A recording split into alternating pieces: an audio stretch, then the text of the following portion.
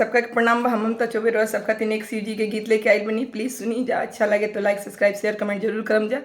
तो शुरू कइल जाओ आज के गीत।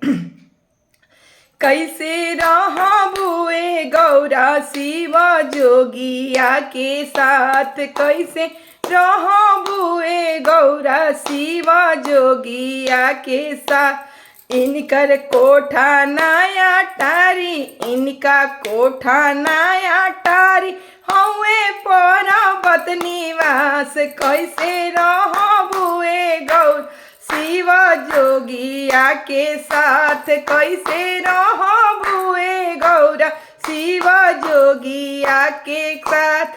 खले पूरी ना मिठाई, इनकर भोंगिए आहार। खाले पूरी ना मिठाई, इनकर भोंगिए आहार। कैसे रहबुए गौरा शिव जोगिया के साथ, कैसे रहबुए गौरा शिव जोगिया के साथ। पहिने कोट ना सफारी, मिर्गा छाला पहिरा। पहिनस कोट ना सफारी, मिर्गा छाला पहिरा।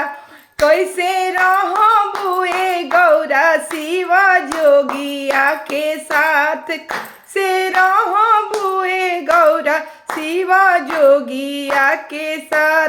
पहिनस माला नाही हार, इनकर नगवे ह पहिरा।